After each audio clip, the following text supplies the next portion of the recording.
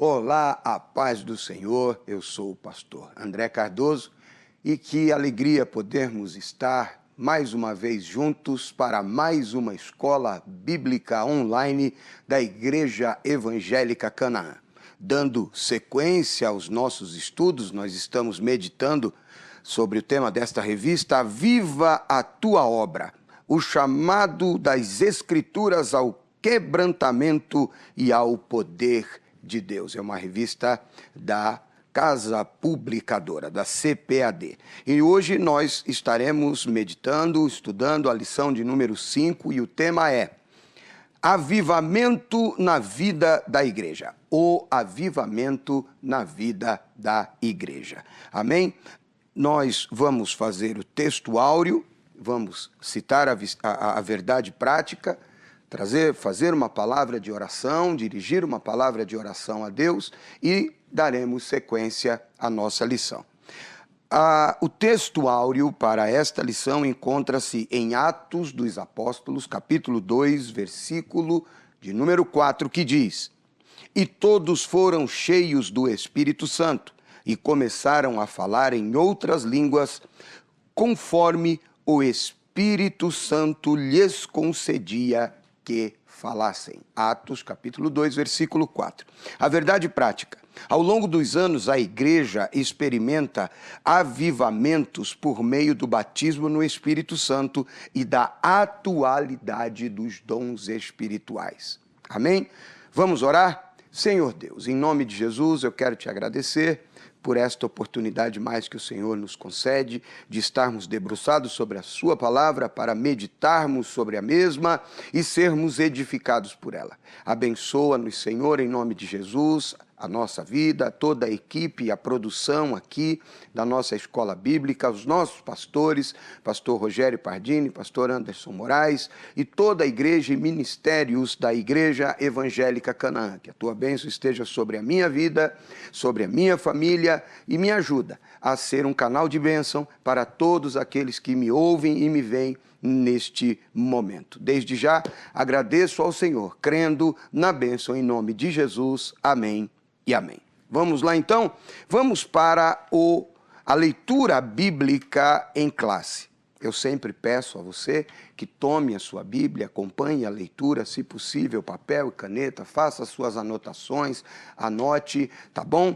Isso é muito importante para o nosso crescimento e desenvolvimento espiritual. Afinal de contas, crescei na graça e no conhecimento. Atos capítulo 2, versículos de 1 a 13 é a nossa leitura. Vamos lá. Cumprindo-se o dia de Pentecostes, estavam todos reunidos no mesmo lugar. E, de repente, veio do céu um som, como de um vento veemente, impetuoso, e encheu toda a casa em que estavam assentados.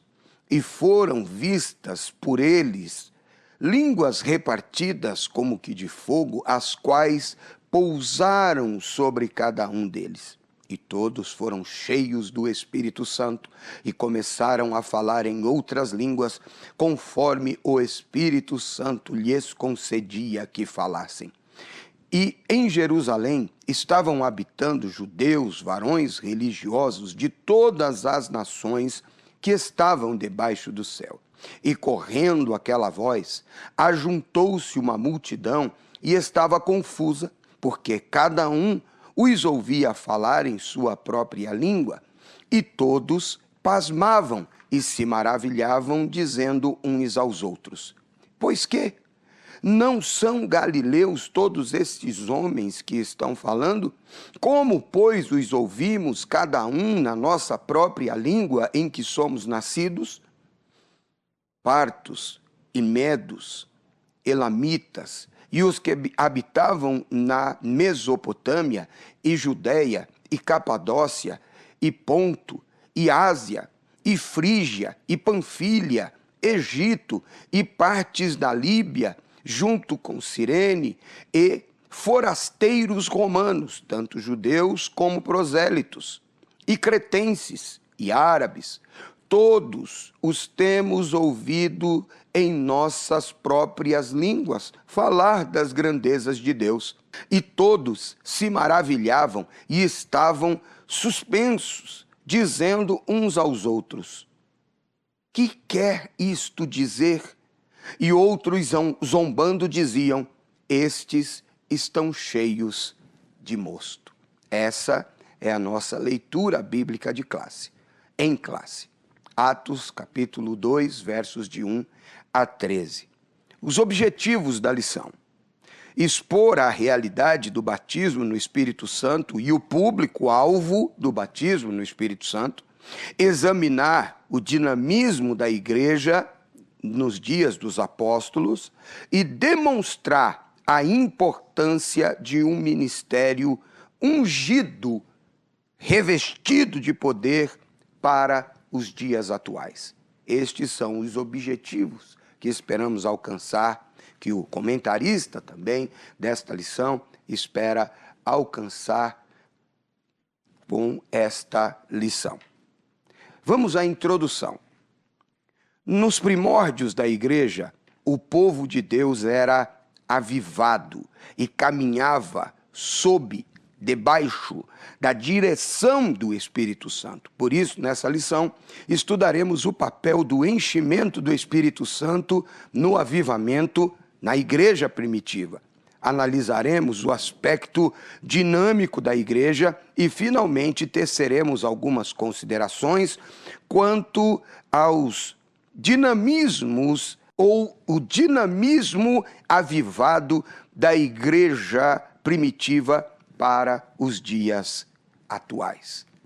Batismo no Espírito Santo, os dons espirituais são atuais e nós vamos atuais e importantíssimos no desenvolvimento e no crescimento da obra de Deus. E nós veremos isso. A palavra-chave é vida, uma vida cheia do Espírito Santo. Primeiro tópico: o batismo no Espírito Santo e o público-alvo. Para abrir este primeiro tópico, a produção já tem aí preparada uma pergunta, uma participação de um internauta, e eu já chamo essa pergunta. Vamos lá, produção?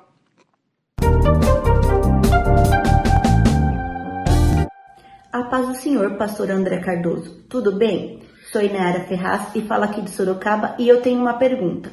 Qual que é a primeira condição para alguém receber o batismo no Espírito Santo? Obrigada, pastor, e Deus o abençoe. Glória a Deus. Inayara Ferraz Maran, filha do nosso amigo, pastor, dirigente da nossa congregação da Igreja Evangélica Canaã, aqui em Santo André, pastor Ronaldo Maran. Deus abençoe. Vamos lá então. Batismo no Espírito Santo e o público-alvo, respondendo à pergunta da nossa querida irmã Inayara. O chamado abrangente e urgente de Jesus para o batismo no Espírito Santo. A primeira condição para receber o batismo no Espírito Santo é passar pela experiência da salvação.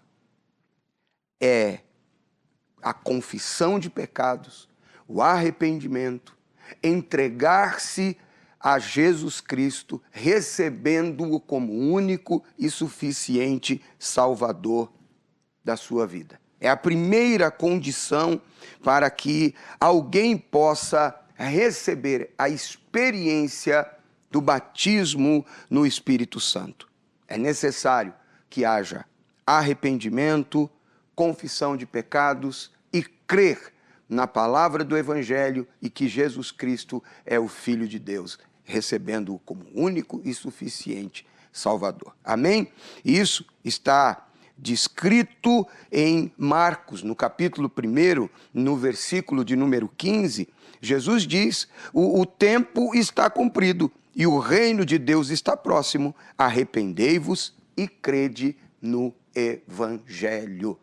Portanto, sem arrependimento, sem confissão de pecado, sem crer no Evangelho e sem receber Jesus como único e suficiente Salvador, não é possível que a pessoa receba o genuíno batismo no Espírito Santo. Vamos continuar aqui. A segunda condição, nós temos algumas condições para o recebimento do batismo, da experiência do batismo no Espírito Santo. A segunda condição é obedecer a Deus, pois nosso arrependimento e fé devem apresentar frutos dignos de arrependimento. Olha, vamos ler 1 João, capítulo 5, versos 2, 3 e 4. 1 de João, capítulo de número 5, versículos 2, 3 e 4, que diz o seguinte: nisto conhecemos que amamos os filhos de Deus, quando amamos a Deus e guardamos os seus mandamentos. Porque esta é a caridade de Deus, ou o amor de Deus, que guardemos os seus mandamentos. E os seus mandamentos não são pesados, porque todo que é nascido de Deus vence o mundo. E esta é a vitória que vence o mundo, a nossa fé.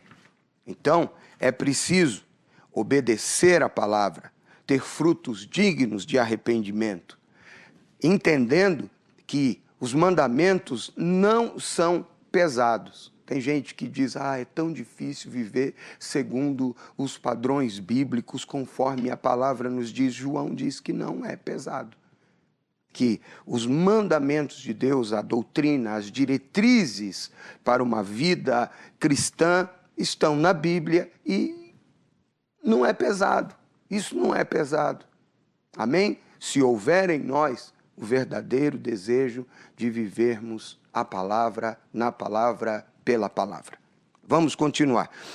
E finalmente a terceira condição para receber esta experiência do batismo no Espírito Santo é santificar-se, é separar-se para Deus, ter uma vida santificada, tá bom? Pois, sem santificação, ninguém verá a Deus. Hebreus 12, 14, está escrito, segui a paz com todos e a santificação sem a qual ninguém verá a Deus. Ou ao Senhor, conforme a versão.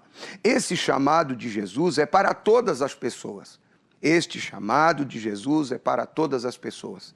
Ao arrependimento, à confissão de pecados, a crer na palavra, a santificar a sua vida.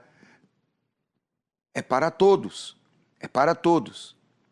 Ele antecede, ou seja, estas coisas antecedem a experiência, eu vou chamar de pentecostal, a experiência pentecostal, a experiência do Pentecostes, a experiência do enchimento no Espírito Santo, do batismo no Espírito Santo.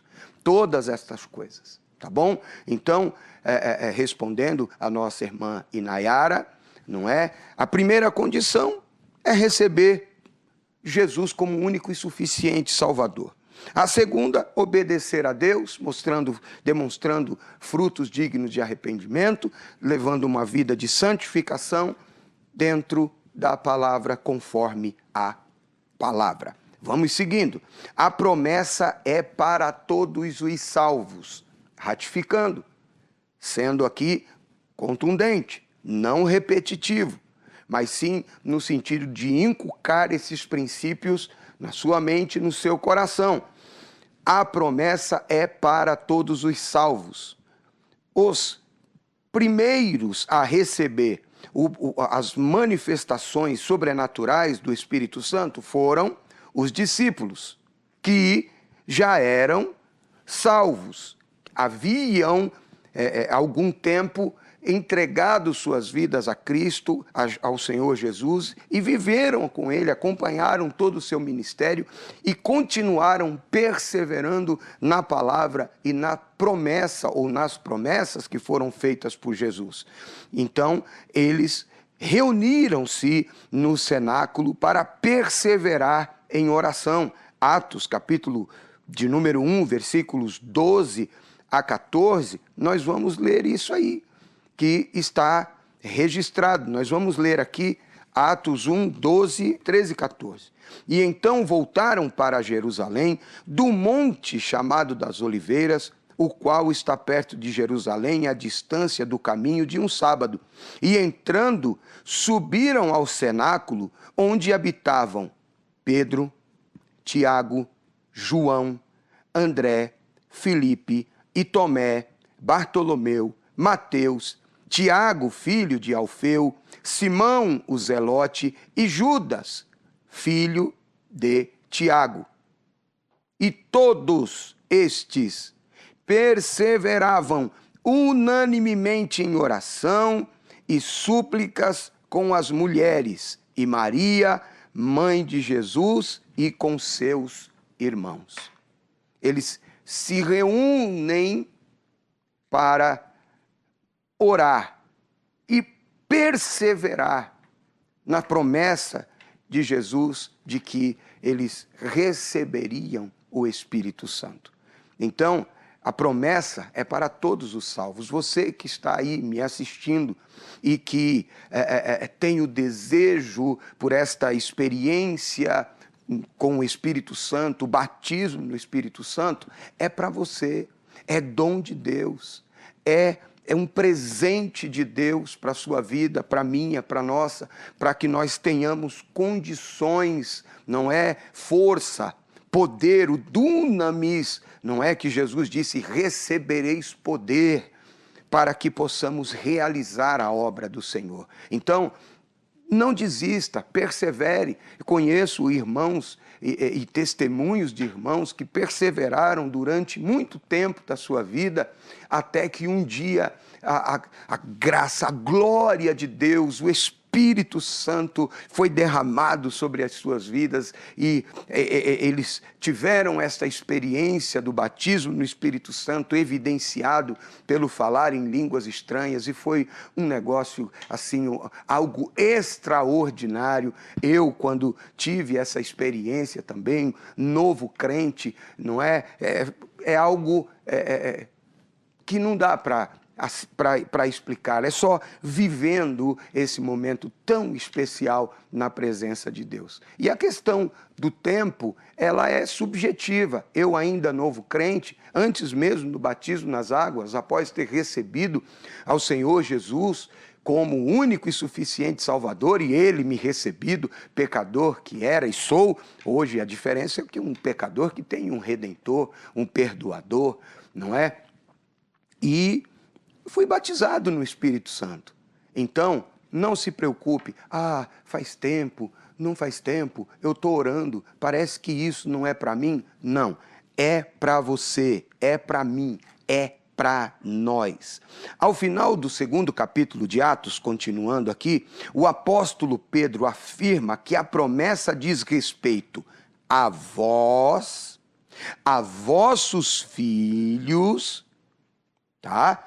E a todos os que estão longe, a tantos quanto Deus, nosso Senhor, chamar. Atos, capítulo 2, versículo de número 39. Então, já lá atrás, na época, no dia de Pentecostes, quando o Espírito Santo foi derramado, foram vistas línguas como que de fogo repartidas sobre eles e começaram a falar em novas línguas conforme o Espírito Santo lhes concedia que falassem. Desde ali, Pedro está já dizendo, é para vós, vossos filhos, todos os que estão longe, e a tantos quanto Deus, nosso Senhor, chamar. E isto fazendo menção da profecia de Joel, capítulo de número 2, versículos 28 e 29. Assim, o texto bíblico atesta que a abrangência da experiência do batismo no Espírito Santo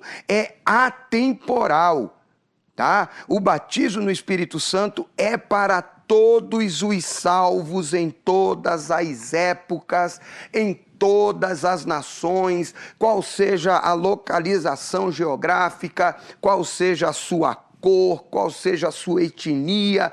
Se você recebeu, reconheceu ser um miserável pecador que necessita de um Salvador e que este é Jesus Cristo, entrega a sua vida a Jesus, esta promessa é para você aonde quer que você esteja, viu? Essa promessa é para você, é para nós. E aí nós entramos numa questão um tanto polêmica, mas que eu não quero polemizar, por isso eu já vou chamar a segunda pergunta para nós passarmos muito rapidamente por essa questão, porque é um assunto que gera muito debate, que na verdade não produz nada positivo, só criando divisões e dissensões entre o povo de Deus e a igreja, tá bom? Produção? A paz do Senhor, pastor André, tudo bem por aí? Sou o Ítalo Antunes e falo aqui de São Caetano. Pastor, o que é e o que defende o cessacionismo? Muito obrigado, pastor. Deus te abençoe. Ítalo Antunes, esse jovem é um jovem de um potencial enorme, um jovem cooperador aqui na Igreja Evangélica Canaã. Deus abençoe, Ítalo. O que é e o que defende o cessacionismo? O cessacionismo é uma corrente teológica reformada e também defendida por algumas igrejas históricas que afirma que os dons espirituais cessaram na vida da igreja. Segundo esta corrente cessacionista, o batismo no Espírito Santo, os dons espirituais, todas essas coisas foram somente para os dias apostólicos. Amém? Eles não reconhecem, não é? Tem lá o seu fundamento para afirmar que os dons e as manifestações do Espírito Santo cessaram, que isso não é mais para nós. Há outros ainda que, seguindo os seus teólogos, afirmam que o batismo no Espírito Santo é a própria conversão, quando a pessoa confessa a Jesus, quando a pessoa recebe Jesus como único e suficiente Salvador. Aquele momento é o batismo no Espírito Santo. Nós aqui já estudamos a respeito desse assunto, que o Novo Testamento, e principalmente o livro de Atos, mostra com detalhes que o batismo no Espírito Santo é uma experiência distinta da salvação. Nós acabamos de ver no segundo subtópico, né, que fala que a promessa é para todos, que todos os discípulos, agora apóstolos, que receberam o batismo no Espírito Santo, em Atos 2, já eram crentes em Jesus. Já viviam na presença do Senhor Jesus. Então, são experiências distintas, tá bom? Portanto, como pentecostais, afirmamos que o batismo no Espírito Santo, com evidência física do falar em línguas estranhas, bem como a atualidade dos dons na vida da igreja, é uma realidade espiritual que perpassa todas as épocas e culturas e geografias em que haja um crente salvo em Jesus Cristo. Se há um crente salvo, se há alguém que crê, se há alguém que confessa Jesus como único e suficiente Salvador, que vive segundo a palavra, que santifica a sua vida, o Espírito Santo é para você. A promessa permanece de pé. Eu vou repetir o que disse Pedro em Atos capítulo 2, versículo 39. Esta promessa diz respeito a vós, a vossos filhos, a todos os que estão longe, a tantos quanto Deus nosso Senhor chamar. É para todos. E nós vamos ver mais adiante aqui na lição que as evidências históricas e até dos nossos dias e até atuais atestam a manifestação dos dons do Espírito Santo e a atuação do Espírito Santo na igreja. Tá bom? Vamos continuar aqui. Chegamos ao final do primeiro tópico e a síntese é: o batismo no Espírito Santo é um chamado para todo crente experimentar o dom celestial, o dom de Deus. Portanto, os cessacionistas estão equivocados, assim como eles creem que nós estamos equivocados. Mas tudo bem, isso não interfere na questão da salvação, viu? Você é salvo, você que não crê, nós somos salvos e cremos no batismo no Espírito Santo, e isso não deve criar divisões, separações entre nós, tá bom? Afinal de contas, todos pregamos a Cristo e este crucificado, ressuscitado, e ele o único e suficiente Salvador das nossas almas. Amém? Vamos para o segundo tópico e vamos abri-lo já com uma pergunta. O segundo tópico é o dinamismo da Igreja Apostólica. Vamos à pergunta, produção?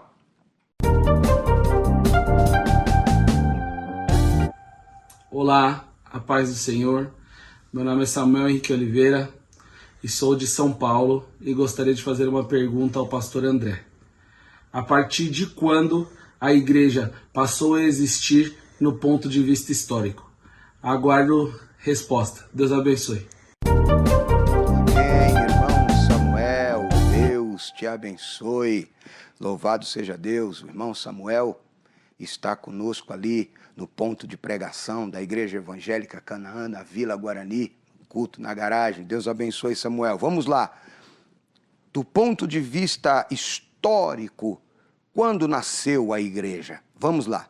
Do ponto de vista histórico, a igreja passou a existir no dia de Pentecostes. Eu me lembro, me permito uma pausa aqui, eu me lembro que em trimestres anteriores, onde nós estudamos sobre o avivamento, sobre o pentecostalismo, alguém comentou na rede social, em uma das redes sociais onde a nossa escola é transmitida, e disse: o Pentecostes é uma festa judaica porque vocês, pentecostais, insistem em tomar... A gente não está tomando para nós as festas ou a festa judaica do Pentecoste, de maneira alguma. Nós dizemos que somos pentecostais e que a igreja pentecostal, a igreja passa a existir do ponto de vista histórico, isto nós estamos dizendo aqui, tá? Do ponto de vista histórico, no dia de Pentecostes, porque no dia de Pentecostes ficou marcado, né, pela descida do Espírito Santo. É só por isso que nós somos denominados pentecostais, porque cremos na atualidade daquilo que aconteceu no dia de Pentecostes, tá bom? Isso ocorreu sobre a atuação, continuamos, direta do Espírito Santo. Ela passou a existir a partir do dia do Pentecoste, não é? Debaixo ou sob a atuação direta do Espírito Santo. Portanto, igreja é obra do Espírito Santo. Igreja é obra de Cristo. Igreja é coisa de Deus. Igreja não é ideia de homens, tá bom? Ela passa a existir sob a atuação direta do Espírito Santo. E a igreja nasce avivada. A igreja, no seu nascedouro, ela é avivada. Ela está cheia do Espírito Santo. Ela é cheia do Espírito Santo, tá bom? Assim como nos dias de Moisés, o tabernáculo foi consagrado pela descida da glória divina, tá? Êxodo capítulo 40, versículos 34 e 35. Se você depois quiser conferir, basicamente diz isso aqui. Então a nuvem cobriu a tenda da congregação, e a glória do Senhor encheu o tabernáculo, de maneira que Moisés não podia entrar na tenda, porquanto a nuvem ficava sobre ele, sobre o tabernáculo. E a glória do Senhor enchia a casa, enchia o tabernáculo, enchia a tenda da congregação. Assim como aconteceu ali, quando pronto o tabernáculo, a nuvem de Deus desceu, a glória de Deus desceu. A glória de Deus encheu o lugar no nascedouro da igreja, em Atos dos Apóstolos, capítulo 2. No dia de Pentecoste, fica marcado também pela descida do Espírito Santo. E todos foram cheios do Espírito Santo. Portanto, ali no Pentecoste, o Senhor da igreja iniciou o maior avivamento da história humana, a ponto das pessoas da época dizerem, se você ler Atos capítulo 17, versículo 6, e eu anotei aqui a versão King James 1611, que eu acho fantástica. Olha só o que se dizia da igreja daqueles dias. Estes que viraram o mundo de cabeça para baixo chegaram também aqui. A igreja, cheia do poder de Deus, rompia com todas as convenções humanas, rompia com todos os dogmas humanos, rompia com toda a religiosidade dos judeus, apresentando Jesus como o único e suficiente Salvador, aquele, o Filho de Deus, a principal pedra de esquina, rejeitada pelos edificadores, morto na cruz. Ele é o Salvador, e com essa mensagem eles viraram o mundo de cabeça para baixo. O avivamento produz isso. Esse avivamento que nós estamos estudando em toda essa lição fala a respeito disso. É um convite a nós, como igreja, a igreja, para chocar o mundo com a mensagem do Evangelho. Vamos continuar aqui. A igreja, depois do Pentecoste. Os sinais do poder de Deus nos Atos dos Apóstolos podem ser resumidos assim: conversão e batismo. Conversão e batismo. Capítulo 2, verso 41 de Atos dos Apóstolos, você vai ver isso. Tá bom? Os quais eram frutos do avivamento espiritual em Jerusalém. Tá? Após o Pentecostes, a igreja apostólica, a igreja primitiva, na unção e no poder do Espírito Santo. Por isso, nessa igreja havia perseverança na doutrina, na comunhão, na oração. Atos 2, 42. Havia também temor e haviam sinais e haviam maravilhas. Versículo 43 de Atos 2. Além de cuidado especial com os irmãos carentes. Atos 2, 44, 45 e também no capítulo 4, versículo 32 e 33. Uma igreja avivada não é apenas uma igreja que durante os cultos tem manifestações de dons, do profetizar, do falar em línguas, do interpretar, das visões, dos cânticos espirituais. Não, não, não é apenas isso. É o início, faz parte, tá, deste processo do avivamento. Mas à medida que essa igreja avivada, ela continua a buscar e receber do Senhor, as conversões, elas devem acontecer. As pessoas vão se chegar até a igreja ou serão alcançadas por ela e terão as suas vidas impactadas. Confessarão os pecados, arrepender-se-ão, irão entregar a sua vida ao Senhor Jesus. Eles vão perseverar na doutrina, eles vão receber a palavra, crer na palavra, viver a palavra, não é? E também a manifestação dos dons, dons de cura, dons de maravilhas, enfim, tudo isso faz parte. E algo muito importante, tá? A igreja não descuidava dos seus irmãos, dos irmãos carentes, tá bom? É um fenômeno que acontece na igreja. Rico, pobre, doutor, o inculto ou não culto, sei lá a expressão que você quiser dar, todos estão debaixo do mesmo teto, confessando o mesmo Senhor, e eles não descuidavam dos irmãos mais necessitados. Os domésticos da fé, eles se preocupavam em suprir a necessidade dos irmãos, não é? E havia a comunhão no assentar-se à mesa. No assentar-se à mesa. Amém? Então, é preciso colocar aqui, deixar algo claro aqui. a igreja não substitui o Estado, tá?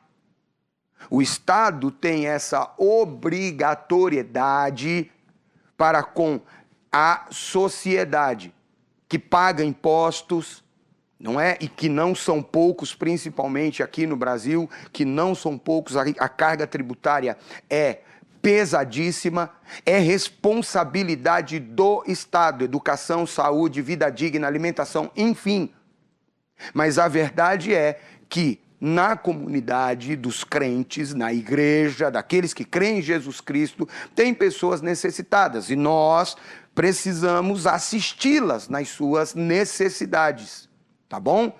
Em nome de Jesus. E aí, primeiros domésticos na fé, amém? E, se possível, atender a tantas quantas pessoas for possível, porque nisso o Senhor é glorificado. E com isso, antes de seguir aqui para o próximo tópico, me permita dizer uma coisa. Batismo no Espírito Santo. Para quê? Por quê? Eu disse, só para ficar na igreja e se alegrar, falar em línguas estranhas, ver ali as manifestações dos dons espirituais, visões, interpretações, profecia, só receber? Para quê? Por que ser batizado no Espírito Santo? Por quê? Para que receber o batismo no Espírito Santo? Eu citei Atos 17:6 aqui. E estes que viraram o mundo de cabeça para baixo chegaram também aqui, cheios do Espírito Santo, eles provocaram uma verdadeira revolução espiritual. E a ordenança, a ordem de Jesus, em Marcos capítulo 16, eu quero ler com vocês aqui, Marcos capítulo 16. Nós vamos ler aqui algo extraordinário. Eu sei que você sabe, eu sei que você já ouviu. Versículo 15, 16, 17 e 18 diz assim: E disse-lhes, Jesus disse-lhes, ide por todo o mundo, pregai o evangelho a toda criatura. Quem crer e for batizado será salvo, mas quem não crer será condenado. E estes sinais seguirão os que crerem. Em meu nome, primeiro expulsarão demônios, falarão novas línguas, pegarão nas serpentes, e se beberem alguma coisa mortífera, não lhes fará dano algum, imporão as mãos sobre os enfermos e os curarão. Por quê? Buscar o batismo no Espírito Santo. E para quê? Para virar o mundo de cabeça para baixo, pregando a plenos pulmões, a todo vapor, que Jesus Cristo salva, cura, liberta, batiza no Espírito Santo e que breve, muito breve, Ele virá arrebatar, buscar a sua igreja amada. Amém? Vamos continuar. Chegamos ao final deste tópico e a síntese é: a igreja do Pentecostes nasceu avivada, permaneceu avivada, e isto explica o dinamismo dessa igreja. Uma igreja dinâmica, uma igreja avivada. Uma igreja avivada é uma igreja dinâmica, que não vive em si mesmada, voltada somente para si. É uma igreja que tem uma visão evangelística e que tem e que entende a responsabilidade do ide do Senhor Jesus Cristo. Amém? Vamos para o terceiro e último tópico desta lição, e o título desse terceiro tópico é Um Ministério Ungido para os Dias Atuais. E nós vamos abrir este terceiro e último tópico com mais uma pergunta que a produção já deixou aí na ponta da agulha. Vamos lá! Oi, gente, a paz do Senhor. Meu nome é Laísa Nunes, eu sou de São Paulo e eu tenho uma pergunta para fazer para o pastor André. E a pergunta é: como era caracterizada a pregação da Igreja Apostólica depois do Pentecostes? Laísa, a paz do Senhor, louvado seja Deus. Como era caracterizada a pregação da Igreja Apostólica depois do Pentecostes? A pregação cristã deve ser acompanhada de poder, sinais e milagres.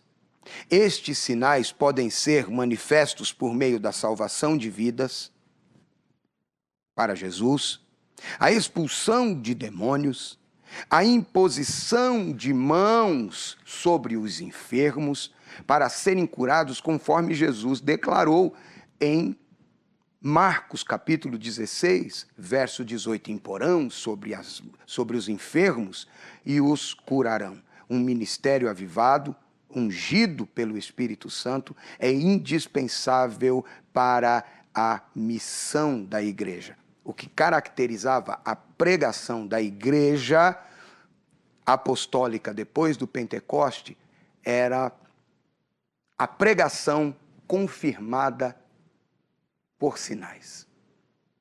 A palavra do Senhor em Marcos, capítulo 16, verso 20, confirma isso. E eles, tendo partido, pregaram por todas as partes. Agora é muito interessante. Cooperando com eles o Senhor e confirmando a palavra com sinais que se seguiam. Amém. A mensagem da igreja apostólica era marcada e confirmada por sinais da parte de Deus, que confirmava a palavra da pregação. Esta é uma oração que sempre faço lá no ponto de pregação onde estamos trabalhando e sempre que tenho oportunidade aqui na nossa sede, na Igreja Evangélica Canaã. Confirma, Senhor, a palavra da pregação, manifestando sinais e maravilhas, para que todos vejam e creiam que o Senhor é Deus. Aleluia! Louvado seja Deus. Esta era a marca da mensagem, da pregação da igreja pentecostal primitiva. Vamos dando sequência aqui, segundo subtópico. Autenticado por Deus. Um ministério ungido não se desenvolve apenas por intermédio dos instrumentos formais, acadêmicos, dentro dos padrões hermenêuticos, exegéticos e homiléticos da pregação. Tudo isso é muito importante. É preciso um preparo acadêmico, é preciso aprimorar-se enquanto obreiro, estudar a teologia. Aqui eu abro um parêntese, consulte a secretaria da nossa igreja, ou as redes sociais, ou o site da nossa igreja, e informe-se sobre o CETEC, o Seminário de Educação Teológica da Igreja Evangélica Canaã. É importante. Tudo isso é importante para o crescimento espiritual, não só do obreiro, mas de todo crente. É um engano de quem pensa que o estudar a teologia é só para aquele que tem a vocação para o ministério. Não, o estudar a teologia, e detalhe, quando nós nos debruçamos aqui para estudar a escola bíblica aqui ou na escola dominical, na sua igreja, na sua denominação, você está fazendo teologia, você está estudando teologia. Não é? Algumas pessoas dizem, a letra mata. Que letra que mata? O problema não é o estudo, o problema é a pessoa que estuda e o que ela vai fazer com aquilo que aprendeu. Se eu estudar teologia, eu vou esfriar espiritualmente. Para com isso, irmão. Para com isso. Como é que eu vou estudar sobre Cristo, a cristologia, e vou ficar frio na fé? Como é que eu vou estudar pneumatologia ou paracletologia e estudar sobre o Espírito Santo e vou ficar frio, gelado? Como é que eu vou estudar teontologia e a doutrina de Deus e vou ficar gelado? Como é que eu vou estudar soterologia, a doutrina da salvação, e vou ficar desviado? Calma, para. Esse problema, essa coisa da arrogância, é problema da pessoa, não da teologia. Tá bom? Estudar é bom, mas não é tudo. Vamos voltar para cá. Todos esses instrumentos, sendo redundante até, todos esses instrumentos são importantes para o aprimoramento do obreiro, mas só eles não bastam. Não é tudo. Não é tudo. É preciso que Deus aprove o trabalho do obreiro. Foi assim que aconteceu em Marcos, quando Jesus autenticou a pregação dos discípulos, confirmando a palavra com sinais que se seguiram. Marcos 16, 20, que já citei. Portanto, o modelo da pregação do Novo Testamento é uma mensagem confirmada pelos sinais e prodígios de Deus, tá? É uma mensagem marcada pela atuação do Espírito Santo.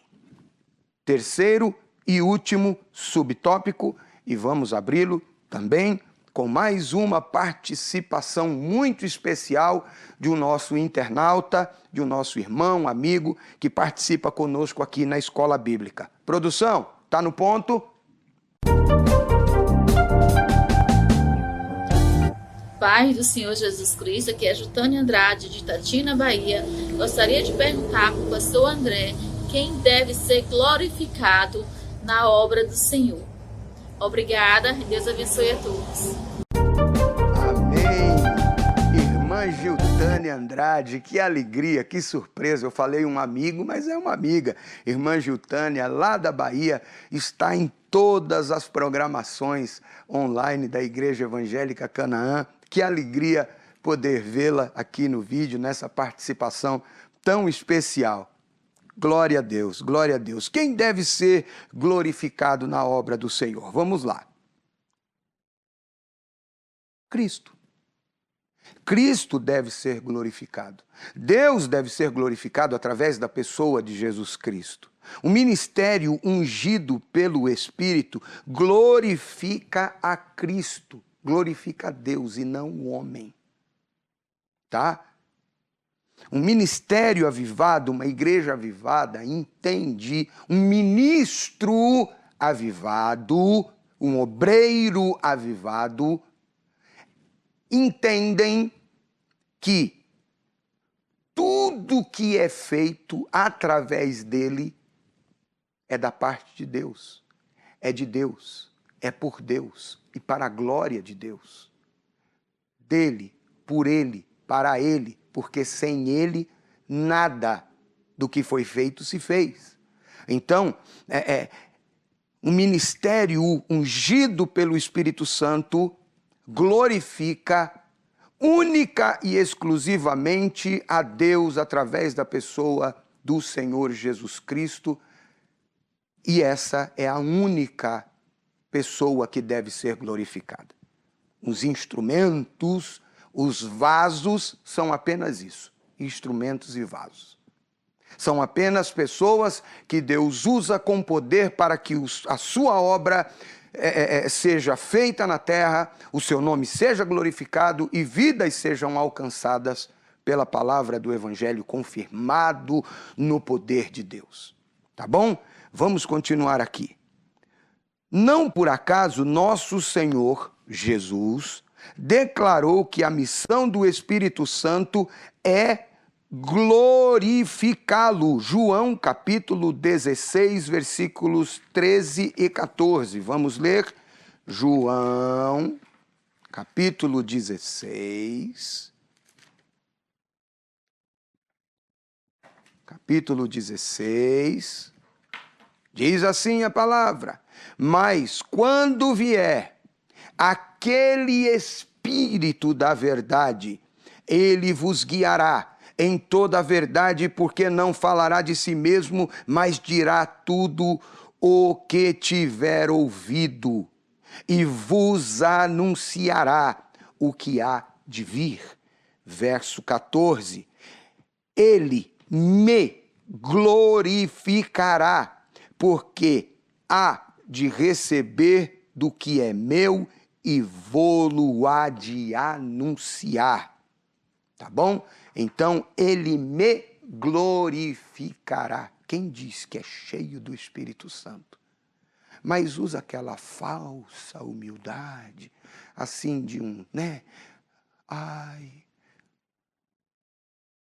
mas chama a atenção para si, que ele faz, que ele é poderoso, que ele tem, que ele é o homem dos milagres. Tem alguma coisa errada, irmão. Tá, mas vamos continuar aqui. Assim, toda a mensagem do Evangelho e a atividade sob direção do Espírito Santo devem glorificar a Cristo e nunca o homem. Eu repito, vaso, instrumento, é só vaso e instrumento na mão de Deus. Me permita aqui um testemunho breve. Eu me lembro de um amigo, conselheiro, um exemplo, pastor Antônio Longo, que já está com o Senhor. Ele sempre que orava por mim dizia: Deus, em nome de Jesus, toma o Andrezinho nas suas mãos, faz dele instrumento nas tuas mãos e vaso na tua mesa, para que o teu nome seja glorificado. E isso eu trago para a minha vida. Tudo é para a glória de Deus. Vamos continuar. Aos Coríntios, Paulo, o apóstolo, ensina o seguinte. Olha que coisa extraordinária. 1 Coríntios, capítulo 10, verso 31. Olha o que Paulo diz. Portanto, quer comais, quer bebais, ou façais outra qualquer coisa, fazei tudo para a glória de Deus. Vamos ver o 32, o que o 32 diz? Portai-vos de modo que não deis escândalo, nem a judeus, nem aos gregos, e nem à igreja de Deus. Tá bom? Pavão, apareci. Menos. É para a glória de Deus. Se canta, se prega, se evangeliza, se lidera um departamento, um ministério da igreja com excelência, faça tudo para a glória de Deus. Tá? Faça tudo para a glória de Deus. Se o seu objetivo for glorificar a Deus, você está no caminho certo. Deus vai honrar o seu ministério, Deus vai honrar a sua igreja, Deus vai honrar o seu trabalho, porque o objetivo é nada para nós, é tudo para Ele. Amém? Deus em Cristo é que deve ser glorificado a partir de nossa instrumentalidade na obra. Repito, canta, prega, faz qualquer outra coisa, faça tudo para a glória de Deus, tá? Você é instrumento, você é vaso, mas é só instrumento, é só vaso. A glória é de Deus. Temos, pois, um tesouro depositado em vaso de barro para que a excelência da glória não seja nossa, mas dele. Chegamos à conclusão da nossa lição, mas antes disso, a síntese desse terceiro tópico é: um ministério cristão deve ser ungido pelo Espírito Santo, autenticado por Deus e deve glorificar a Cristo. Amém. Conclusão. A igreja apostólica, a igreja primitiva, nasceu sob o avivamento do Pentecoste, do dia do Pentecoste, debaixo do glorioso batismo no Espírito Santo. Ao longo de sua história, aprendemos que a razão do seu êxito não foi o conhecimento humano de seus pregadores, membros e congregados. Não. O que faz toda a diferença no ministério da igreja, o que fez toda a diferença no ministério da igreja apostólica foi a unção do Espírito Santo sobre a igreja. Não podemos deixar a chama se apagar. A unção do Espírito continua disponível. E eu quero encerrar meditando o seguinte com os irmãos. Antes que alguém diga, o pastor foi incoerente. Ele disse que é preciso estudar, que é preciso se aprimorar, mas não isole essa fala. Lembre-se que eu disse que é parte importante, mas não é tudo. Tá? E eu quero ilustrar isso, tá, com Atos, capítulo de número 4. Atos, capítulo 4. Você leia depois, tá, com mais calma, aí, Atos capítulo 4, mas você vai ver coisas extraordinárias. Por exemplo, A pregação de Pedro, em Atos capítulo 4, ela alcança aproximadamente 5.000 pessoas que se convertem ao ouvir a palavra, em que, no verso 2, ele diz que ensinavam o povo, anunciando em Jesus a ressurreição dos mortos. Por causa disso, eles foram presos, questionados, e aí quando chega em Atos, no capítulo 4, no versículo 13, há um espanto por parte do Sinédrio, porque eles dizem o seguinte, que estes homens eram homens sem letra e indoutos.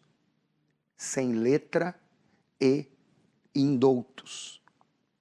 E diz que eles se maravilhavam com isso. O Sinédrio se maravilhavam com isso. E eles tinham conhecimento que eles haviam estado com Jesus. Faltou, naquele momento, a cultura religiosa, faltou naquele momento a letra, faltou. Eram indoutos? Sim, naquele momento. Mas o Espírito Santo supriu isso. Supriu isso. E aí eu quero dizer mais uma coisa. Não é desculpa para você não se aprimorar, para você não estudar, para você não buscar crescer no conhecimento. Busque os dons espirituais, busque o batismo no Espírito Santo, mas não se esqueça da palavra. Busque a palavra, coma a palavra, aprenda da palavra, viva a palavra. Tá bom? E aí você vai ter um ministério avivado, equilibrado para a glória de Deus e uma vida cristã avivada e equilibrada na presença de Deus. Enfim, chegamos ao final de mais uma lição, não é? Na próxima lição, o tema é o avivamento no ministério de Pedro, mas esta estará sob a responsabilidade da nossa querida missionária Melissa Massuda, tá bom? Então, o encontro está marcado na próxima semana com a missionária Melissa para mais uma escola bíblica online da Igreja Evangélica Canaã. Eu me despeço de vocês aqui pedindo a Deus que os abençoe e guarde, que o Senhor faça resplandecer o seu rosto sobre ti, que o Senhor sobre ti levante o seu rosto e te dê a paz. Deus abençoe em nome de Jesus. Amém e amém.